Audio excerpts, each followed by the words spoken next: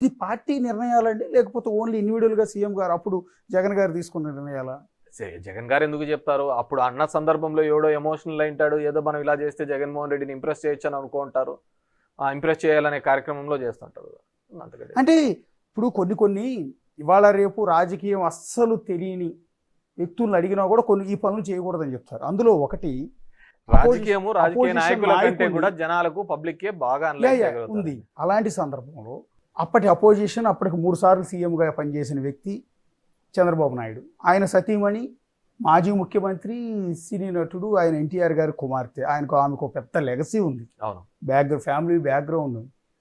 అలాంటి మహిళని ఎంత దారుణంగా కించపరుస్తూ అసెంబ్లీలో కామెంట్ చేశారు, బయట ప్రెస్ మీట్లు పెట్టి కామెంట్ చేశారు. దీన్ని ఖండించకపోగా ప్రోత్సహించడం కూడా మీ పార్టీకి డ్యామేజ్ అవ్వాలి.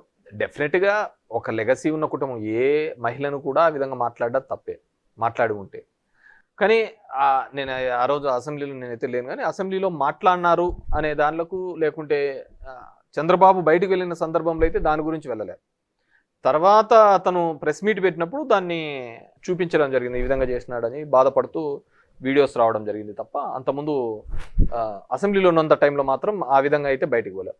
సరే, అతను అక్కడ బయటికి పోయినాక ఆ విధంగా బాధపడినాడా లేదా అని, కానీ దాని తర్వాత సందర్భంలో కూడా అలాంటివి కన్నా జరిగి ఉంటే, అలాంటివి మాట్లాడి ఉంటే ఖచ్చితంగా తప్పిదమే అని కూడా చెప్పి ఉంటే బాగుండేది. అది జరగలేదు. సో దాన్ని ఏ విధంగా చూపించారంటే, ఓవరాల్గా కూడా వీళ్ళంతా ఒక రాక్షసులుగా అతన్ని హరాస్ చేస్తున్నారు, ముస్లోని పట్టుకొని ఏందయ్యా ఇంతగా ఇబ్బంది పెడుతున్నారు అనే ఫీలింగ్ చంద్రబాబు నాయుడు బాగా ఎస్టాబ్లిష్ చేయగలిగాడు. చంద్రబాబు నాయుడు కూడా చాలా తెలివిగా అసెంబ్లీలో కూడా ఎవరు ఉన్నప్పుడు అవతల వాళ్ళు ఎంతగా తిడుతున్నా అగ్రెసివ్గా మాట్లాడుతున్నా కానీ ఆయన చాలా ఓపిక్గా ఉన్నాడు. ఎందుకంటే ఆయనకు తెలుసు నన్ను ఇదే అస్త్రం మీద నేను మళ్ళీ వెళ్ళగలుగుతాను ఎలక్షన్లకు అని చెప్పేసి, అంతే ఒక స్ట్రాటజీగా చూడే బాబుని ఎట్లా తిడుతున్నాడు అనే ఒక స్ట్రాటజీగా చూపించాలనే ఒక ప్రయత్నం చేయాలని చేసినాడు. తెలుగు రాష్ట్రాల్లో ఒక బ్యాడ్ కల్చర్ వచ్చింది, మహిళ లేదు, ఎవరికి పడితే వాళ్ళు ఇష్టానుసారం మాట్లాడడము, ఇష్టానుసారం మీమ్స్ చేయడము, పోస్ట్స్ పెట్టడము. అది ఎలా తయారైందంటే, సరే అవతలోడు చేస్తున్నాడు మనం చేస్తున్నాము అంటే అవతలోనికి పనికి మాలినోడని మనం పనికి మాలినోళ్ళం కాలేం కదా. సో అది దానికి ఎక్కడో చోట కట్ కావాలి, సిద్ధాంతపరంగా ఒక తీసుకోవాలి.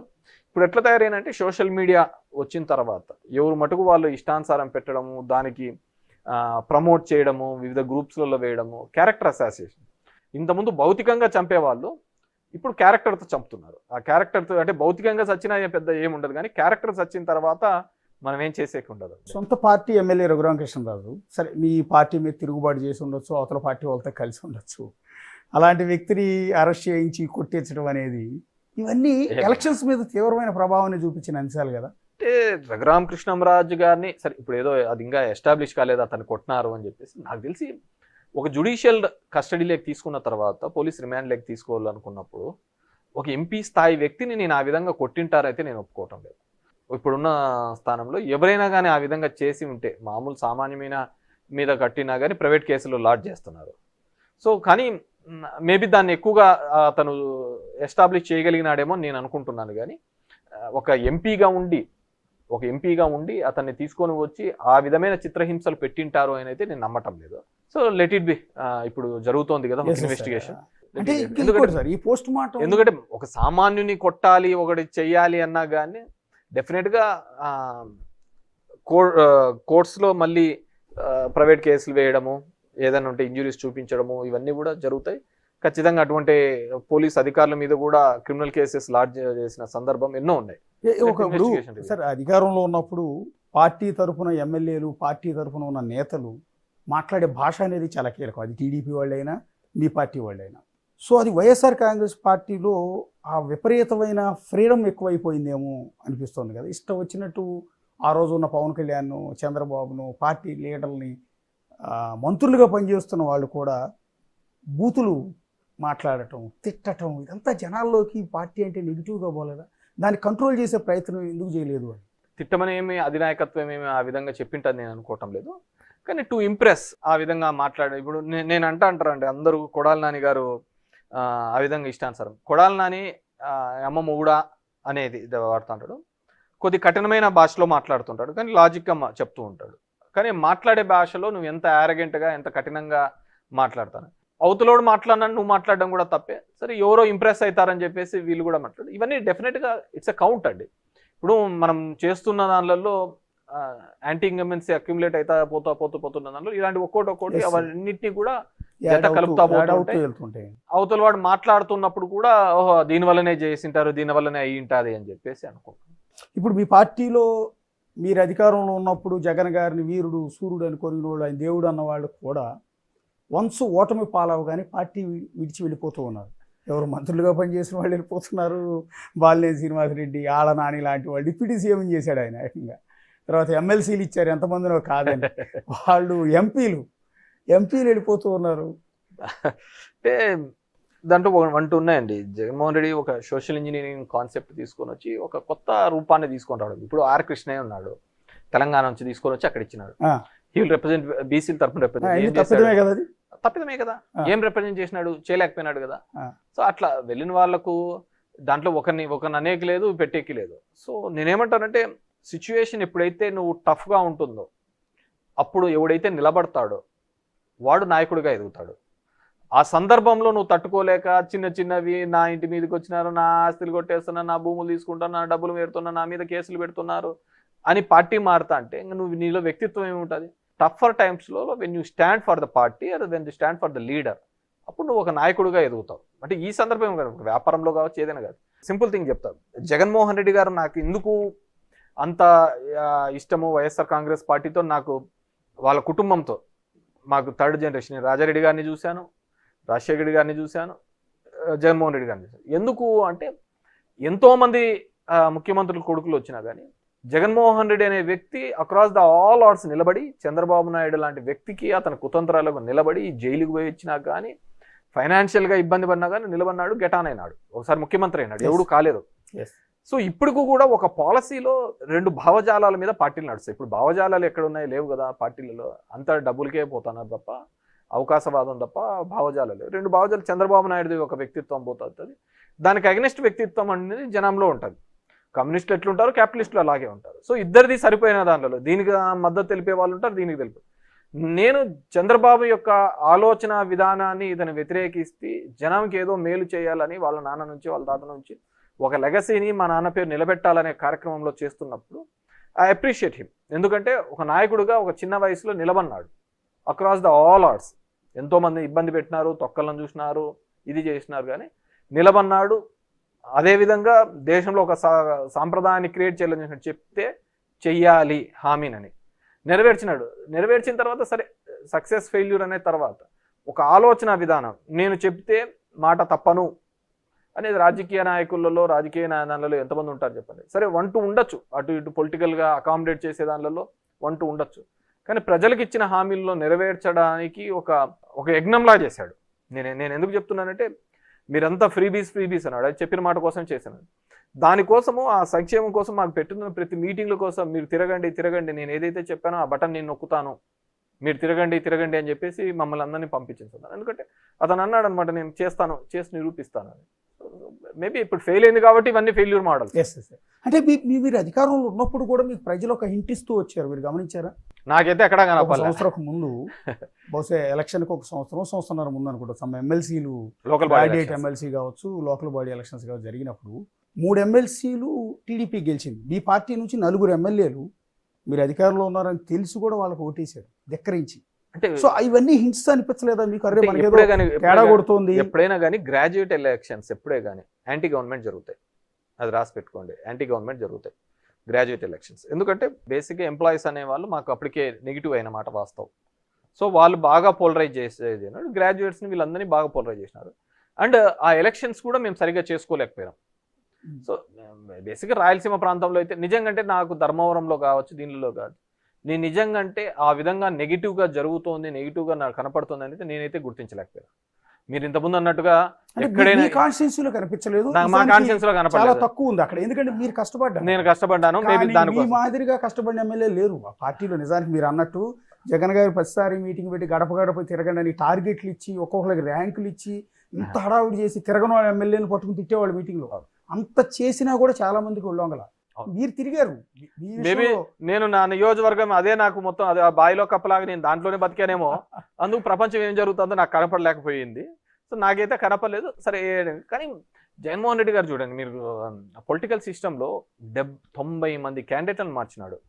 అవును, అంటే మోర్ దాన్ 50% క్యాండిడేట్లను, 12 మంది ఎంపీలను, 78 మంది ఎమ్మెల్యే క్యాండిడేట్లను మార్చి సోషల్ ఇంజనీరింగ్ అని చెప్పి తీసుకు. ఎవడైనా ఇంత ఈ విధంగా చేస్తారో చెప్పండి. అంటే ఐపాక్ మీద ఆధారపడ్డాడని కదా. ఐపాక్ అనేది కాదు, నువ్వు జనంలోకి తిరగలేదు, నువ్వు జనంలోకి తిరగలేదు అని తిరగలేదని చెప్పి మార్చినాడు. ఏం చెప్పాలా? సో కాదండి, అదంతా కూడా ఐపాక్ సజెస్ట్ చేసింది, ఐపాక్ ఏది చెప్తే అది చేశాడు, ఐపాక్ చెప్పింది కాబట్టి 90 మందిని మార్చాడు. ఎవరు వీళ్ళు 90 మంది ఎమ్మెల్యేలు అంటున్నారు, వీళ్ళు తిరగలేదని చెప్పింది ఐపాక్, వీళ్ళు మారిస్తే తప్ప ఇక్కడ గెలవలేదు. అంటే దీంట్లో రెండు ఉన్నాయండి. ఇక్కడ కేసీఆర్ ఎప్పుడైతే మార్చలేదు కాబట్టి ఓడిపోయినాడు అని ఒక వచ్చిందో, ఇక్కడ అందరూ ఏమంటారు, టీఆర్ఎస్ కన్నా క్యాండిడేట్లను మార్చింటే కన్నా గెలిచేదేమో అని చెప్పేసి. It's big question again. So ఈయన ఇక్కడికి వచ్చిన తర్వాత మార్చలేదు కాబట్టి మనము అది మా కష్టమైనా నష్టమైనా ఏదైనా కాబట్టి మార్చేద్దామని చెప్పేసి ఆ 78 మందిని మీరు అనుకున్నట్టుగా ఆ 78 మందిని మార్చినాడు. ఆ 78 మంది చోట ప్రతి క్యాండిడేట్ కూడా 10 నుంచి 15,000 ఓట్లు ఖచ్చితంగా ఇన్ఫ్లుయెన్స్ చేస్తాడు కదా. ఇప్పుడు చూడండి, తెలుగుదేశం పార్టీకి కృష్ణదేవరాయలు కావచ్చు, మాగుంట కావచ్చు, వేమిరెడ్డి కావచ్చు, మేము క్యాండిడేట్లను ఇచ్చినాం వాళ్ళకు. వాళ్ళ 40 ఏళ్ళ పార్టీ రాజకీయ చరిత్ర అంటాడు, వాళ్ళకి ఎంపీ క్యాండిడేట్లే లేకపోతే మేము ఇచ్చినాం వాళ్ళకి ఎంపీ క్యాండిడేట్లు, లేదంటే ఆ 3 ప్రాంతాల్లో వాళ్ళ క్యాండిడేట్లే లేవు, తీసుకొని వచ్చి ఇచ్చినామా లేదా? So so that's a mistake. మనము ఆ 78 మంది మార్చడంతో ఒక్కొరు ఖచ్చితంగా 10-15,000 ఓట్లు ఇన్ఫ్లుయెన్స్ చేసింటారు. అది చాలు కదా గెలుపోవటంకి 1% 2% చాలు. సో అట్లా తీసుకొని పోయి చేసిన సందర్భం. ఎలక్షన్ ముందు కొంతమంది వెళ్ళిపోయారు నాయకులు, ఎన్నికల ఓటమి తర్వాత కూడా ఇప్పటికీ చాలా మంది జగన్మోహన్ రెడ్డిని తిట్టి ఆ పార్టీ నుంచి బయటకు వచ్చేస్తున్నారు. సరే, తిట్టిన వాళ్ళ సంగతి వదిలేద్దాం. పద్ధతిగా బయటకు వచ్చే విజయసాయి రెడ్డి గారి గురించి మాట్లాడుతున్నాం. ఎందుకు వచ్చాడు ఏంటనేది ఎవరికి అర్థం కావట్లేదు. మీకేమన్నా ఐడియా ఉందా? నాకు కూడా పెద్ద ఇది లేదు. నాకు విజయసాయి రెడ్డితో మొదటి నుంచి సంబంధాలు తక్కువే. నేను బేసిక్గా అతన్ని కూడా పొలిటికల్ గా కూడా ప్రెషర్స్ పెట్టినారని నేను అనుకుంటున్నాను. ఆ కాకినాడది రోజు కంటిన్యూస్ గా పేపర్లలో చూస్తున్నాం కదా, సెటిల్ అయ్యింది అనుకున్నారు. కానీ ఇంకా ఈడీ కేసులు ఇవన్నీ కూడా, అప్పుడు విజయసాయి రెడ్డి మాత్రమే కేసులలో ఉండే నిందితుడు. ఈ రోజు వాళ్ళ కుటుంబం వచ్చింది. సో ఎంతైనా కానీ కుటుంబం మీద వచ్చేకల్లా ఆ సెన్సిటివిటీ వేరు. సో మేబీ ఆ విధంగా ఆలోచించినాడు. సరే, అతని వల్ల పార్టీకి మంచి జరిగిందా నష్టం జరుగుతుందా లేకుంటే మేలా ఇది అనేది మా ప్రాంతంలో అతను రీజనల్ కోఆర్డినేటర్గా లేదు. సో అక్కడ ఉన్న ఉత్తరాంధ్ర నాయకుల్ని, ఉత్తరాంధ్ర ప్రజలను అడిగితే వాళ్ళు చెప్తారు ఆయన వల్ల పార్టీకి నష్టం జరిగింది ఆ ప్రాంతంలో, లేకుంటే ఆయన ఉండింటి లాభం జరిగేదా అని చెప్పేసి ఆ విధంగా మనకి. అంటే బేసిక్గా రాజశేఖర రెడ్డి గారికి కేవీపీ రామచంద్రరావు గారు ఆత్మ అని చెప్తుంటాడు. ఆ టైప్లో జగన్ గారికి ఆత్మ విజయసాయి రెడ్డి అని చెప్తూ ఉంటారు. ఎందుకంటే మొదటి నుంచి ఆయనతో పాటు నడిచిన వ్యక్తి, ఆ కుటుంబంతో అత్యంత సాన్నిహిత్యం ఉన్న వ్యక్తి. రెండోది, ఆయనతో పాటు సిబిఐ కేసుల్లో అక్యూజ్డ్ నెంబర్ 2గా ఉండి జగన్ గారితో పాటు జైలుకు కూడా వెళ్ళొచ్చిన వ్యక్తి 16 నెలల పాటు. అంటే చాలా కీలకమైన వ్యక్తి.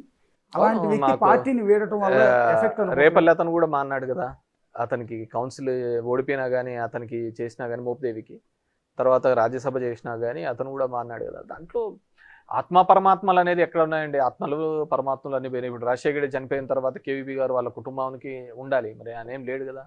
ఆయనతో పాటు ఉన్న తెల్ల జుట్టు సూర్యుడు ఉండే, ఆయన కూడా జగన్మోహన్ రెడ్డితో ఏం సేల్ కదా. That depends.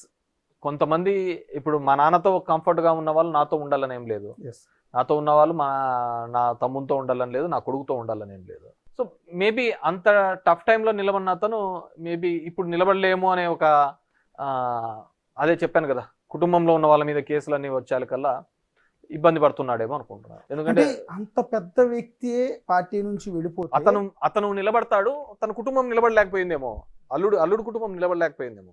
అదేనండి, ఇలాంటి సందర్భంలో విజయసాయి రెడ్డి లాంటి కీలకమైన వ్యక్తే పార్టీ వీడితే మిగిలిన పార్టీ నాయకులందరిలో కూడా ఒక అలజడి మొదలవుతుంది, ఆందోళన మొదలవుతుంది కదా.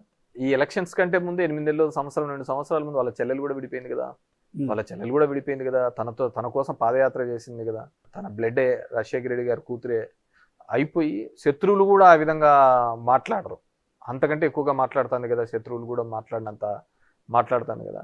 వాళ్ళమ్మ విజయమ్మ కూడా ఇది విభేదించింది కదా. సో దీంట్లో ఆత్మ పరమాత్మలు, కుటుంబ బాంధవ్యాలు దీనిల కోసం కాదు. చంద్రబాబు యొక్క భావజాలాలు దాని వ్యతిరేక భావజాలు. నేను ఆ వ్యతిరేక భావజాలాలకు ఆ పిల్లికి గంట కట్టి నిలబడిన వ్యక్తి జగన్మోహన్ రెడ్డి. నేను అతనితో ఉన్నాను. జగన్మోహన్ రెడ్డి అనే వ్యక్తే లేకపోయి ఉంటే ఇంకేముంటాండే?